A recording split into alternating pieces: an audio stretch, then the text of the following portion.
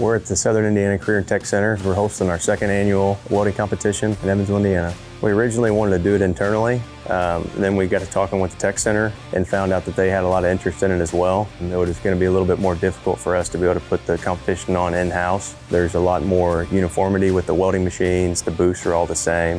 You get the students helping compete with one another.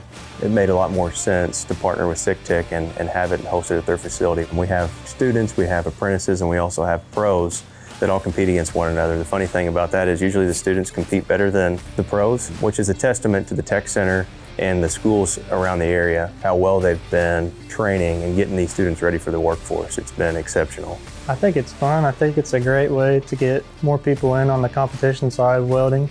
I think it's a good way to meet people and just get out there and have a good time.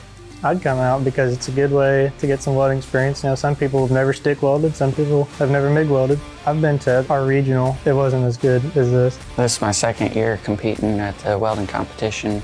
A lot of learning. It's fun seeing what the competition's like. I'm a junior. I go to Central High School and I come here in the mornings for the welding program. I think it was really fun. I think it was well put together. Had a lot of good people, had a lot of good sponsors. I think it was a pretty good show. It surprised me a lot that I won. I didn't think I had it in me with all the other people around me, but I think it's a really good thing. It's a good learning experience, and I'd recommend it to anybody who would like to try it. It's always fun hanging out with friends with stuff like this. You get to know everybody a little bit better and just have a good time. It's a great event. It's one we look forward to every year now. It's one we've already talking right now is how are we going to debrief this? How can we make it better? How can we tweak it? But it's awesome seeing all the kids come in and compete. Right now we do it a top 3 from the students, top 3 from the apprentice, and a top 3 from the pro.